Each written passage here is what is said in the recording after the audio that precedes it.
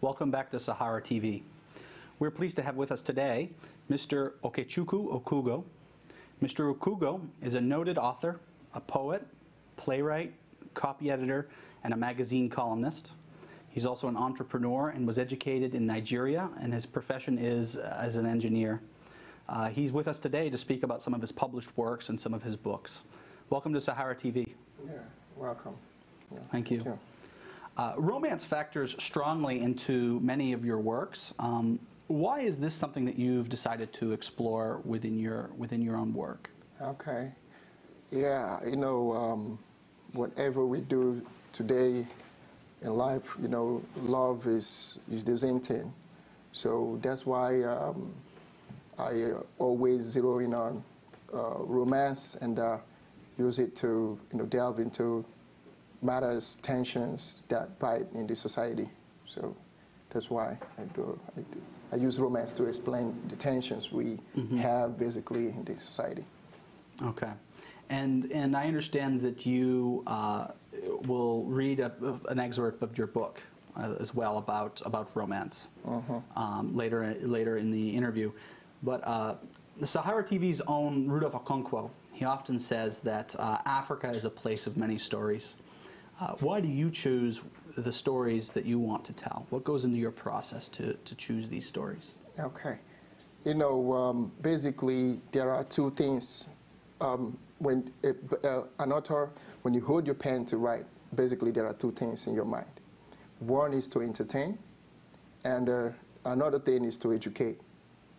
And in education, you try to fashion out a way you can use your pen, your writing process to solve tensions or problems in the society.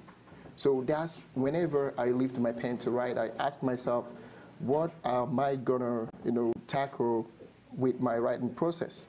So, and basically when you look around, you see that we have a lot of problems, a lot of social issues, political issues, different kinds of issues in the society. So that, you know, decides the way I veer towards. Though I measure basically on African affairs, but touching the world in general. Yeah, that's the way I.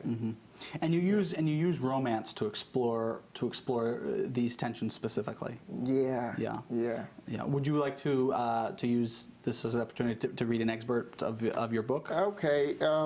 Yeah.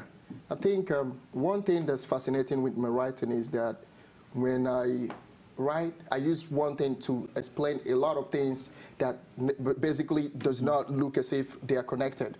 You understand? Like this book is a romance, but here you can read interesting African stories, you can read about interesting African places, you can know, it's like, you know, you don't need to go to a place to know exactly what's happening in a place. You can read a good book and know, okay, is this the way these people do? Is this how things are done? Is this their culture? Is this their basic way of life? So that's what I try to actualize through my writing. So I think it would be nice if I can read from the book, say page 14. It goes this way. And this book is The Goliath and the Ant. Goliath and the Ant, yeah, yes. Goliath and the Ant. So, excellent. Yeah. You know, the protagonist here, which I liken as the Goliath, is called Odike. And the one I liken as the Ant is the Ngwama. You understand? So now this is a conversation going on between two of them. You know, the man, the Goliath, is trying to woo the Ant, you know. So, and basically the Ant was not seeing any, you know, thing that can hold two of them together. And the man is, you know, having a hidden, you know, a passion to make sure that he convinces the woman to, you know, give him, to surrender his love. So it goes like this. He said, yes, you can. Odike is talking. He said, yes, you can. By the way you are living shows that you are living for a goal. That is what endears you to me, just like the smell of shit endears a housefly to it. Not only that you acquired a degree in education, you have mass-produced cocoyam in this village with only your bare fingers. Ngwama, do you know what? Then she said, what? Your singular effort has made cocoyam a staple in our hamlet. Cocoyam has been at the heart of every meal in this village. And any farmer in Azoze who has not cultivated cocoyam today is not considered serious. Yet, season by season, you make them know your superiority with your different species of cocoyam, which they know not how you come about them. Your cocoyam is so plentiful and very affordable that today no one in Azoze can go to bed again in an empty stomach. You have helped cure the extreme hunger of the people. Can't you see you've been living for a cause? And the woman said, no one called me to do what I do. I don't eat the bread of laziness. That is why I toil day and night to help myself. Do I let you know how I became a cocoyam farmer? When my mother fell ill, about to die, afflicted with diabetes, and I am told that cocoyam is the chief food which she would depend on all her life, I became afraid on how to get money to continue affording them. Then I thought, since I can plant them and make them available to her, what stops me from doing so? I used all my strength to plant them, to make them plentiful. I used all my strength to plant them, to make them plentiful so that she will never lack food. That was how it all started. And today, I am known as Ngwama the cocoyam farmer, chuckling artfully. She started laughing. Now the man said, can't you see your ingenuity? You possess a rare intelligence. Ngwama, please marry me. Together, we can. And she now said, Odike, stop telling me to marry you. I have told you the gap is so wide between us. You are from a lineage of great men, kings and princes. But look at mine. No one knows us. Not even my own late wretched father. And the man said now, even if nobody knows your father, but you can make people know you. All men are born equal, no matter the background. You are only known by what great things you have done to impact on the people. King Njoya, the 17th king of the Bamon people of Western Cameroon, showed himself to be a genius, and today remembered as a great linguist because he invented his own peculiar writing system called the Akauku. Mm-hmm. So you understand? So this is basically the way I now use romance to bring other facets together. Do you find that using romances as this as an emotion which all cultures and all societies feel, do you feel like this is a way that your books can appeal to not just different readers and audiences in Africa, but outside of Africa, in Europe and even in Asia and North America and places like that? Do you think that this is an important aspect of your writing that will really spread out audiences? Yeah, exactly. Romance is one culture found in every society in the whole world. When you go to Asia, when you go to America, you go everywhere, romance is one culture that is universal. Mm-hmm. Every society marries, offers their daughter hand in marriage to somebody, you understand? So this is something I know that is universal. Mm-hmm. So I now use it coming from the African perspective and making it applicable so that anybody anywhere reading it will understand. Mm-hmm. You understand? Yeah. And using it to show the world that this is the way we live in Africa. Mm-hmm. So by your works and using familiar emotions would be a way to introduce people to your work. But yet we have so many African authors who really struggle to break into publishing, whose stories never get told. Why do you think the barriers and the obstacles for authors of African descent or authors from Africa telling African stories, why do you think those barriers seem to be so insurmountable at times? Okay, when you talk about like the major problem facing Africa, the book industry or the publishing industry in Africa majorly is the reading culture. Mm-hmm. Africans don't have the reading culture, because when people read, when people are curious to read books, they buy books, they go and buy books, you understand? Mm-hmm. And when you get books published and you sell it, you understand, then, you know, it will encourage writers to write more, it will encourage publishers to publish more, because they know that people out there are going to read it, they're going to buy it. So the reading culture is a problem. And another problem is piracy, you understand? Because when you succeed in bringing out even a good book, and people maybe peradventure after struggling, and you try and you break even, and your book is out there, people's going to come in and pirate it, and in the end, you're not going to see anything from your work. So these are the two major problems facing African writers. I remember there was a really interesting question that Chris Abani once received when an interviewer was asking him about his writing. They said, how would you feel if you found out somebody stole one of your books?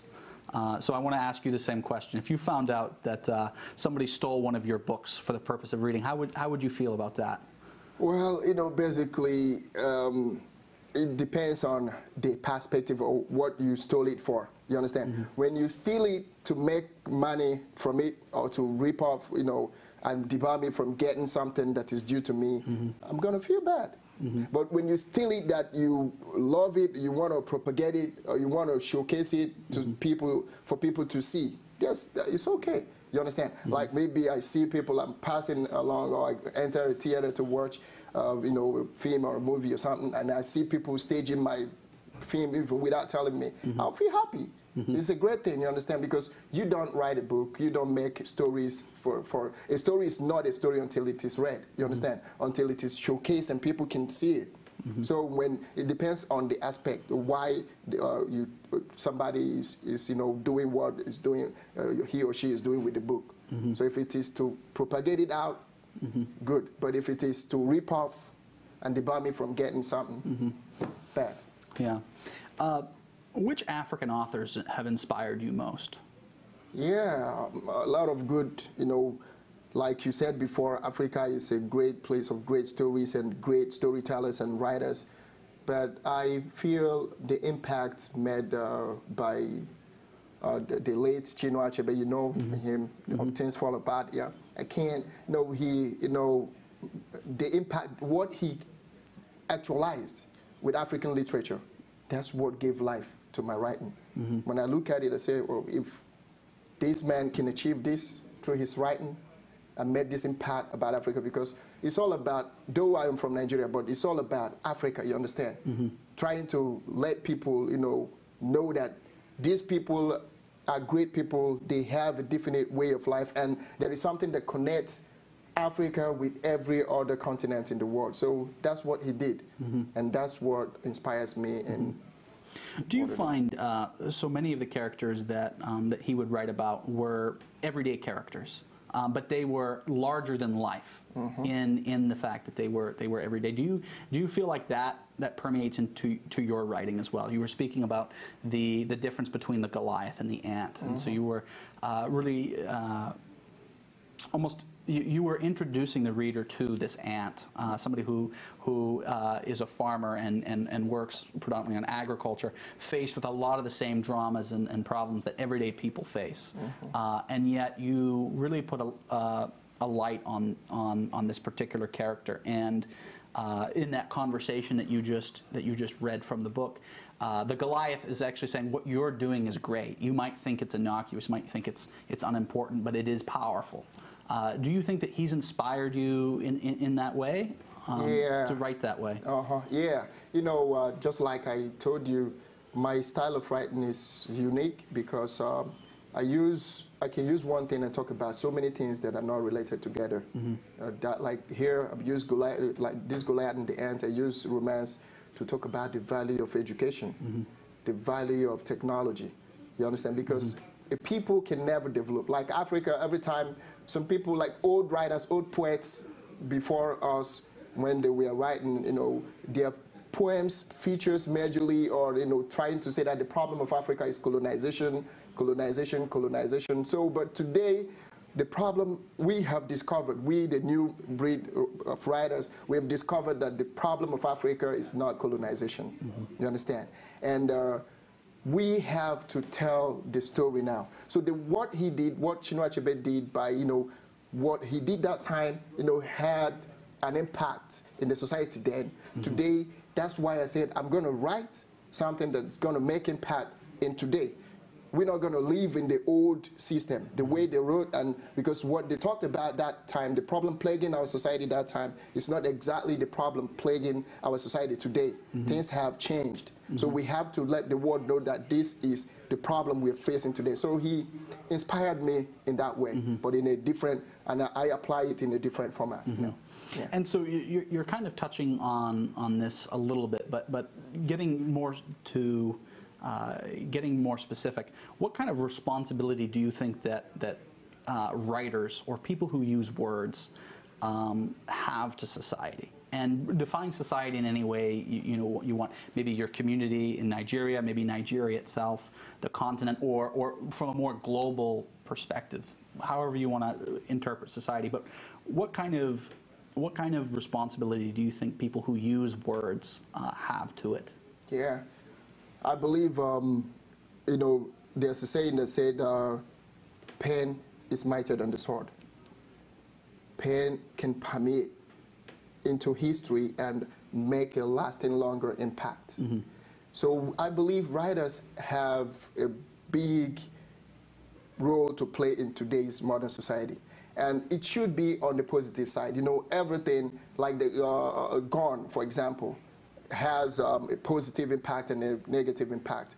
The positive impact, for example, you can use it to scare away animals, trying to, crouching or maybe living in a kind of a wood area, and you see an intruding beast, you can just fire it up and just use it to scare away the animal. And when you use it on somebody, that's the negative side. So the pen has a positive side and a negative side too. When you write your story and you tell about, trying to instigate people against one another, trying to sell things that's going to bring two societies or two people together, trying to manipulate people with your pen. That's the negative side of it. So others have the responsibility of using their pen in a positive way, trying to let people know that this is what should be done. Everybody, we owe one another love, you understand? We owe one another befriended. There's something that connects the whole people around the whole continent, whether you're from Asia, from Africa, from Europe, anywhere, America, there's something that connects us together. So you use the pen in a positive way to provide a solution to a problem. You see a problem, you use your pen and say, how can I contribute to solving this problem? And not how can I create more or make the problem more expounded, no. So that's what basically writers owe to the society today, using their pen in a positive way to make people think in a positive way and act in a positive way. Excellent. Well, I want to end the questions there, but then also mention a couple of your other works. Poems from Africa to the World is a book of poems that you've written from a number of different vantage points. You have another book called Gifted, and then, of course, the book which you read from Goliath and the Ant. Yeah. Great. Well, thank you very much for coming today and sharing this with us. Thank you. And thank you for watching Sahara TV. Please stay tuned for our continued coverage of politics and everything Africa.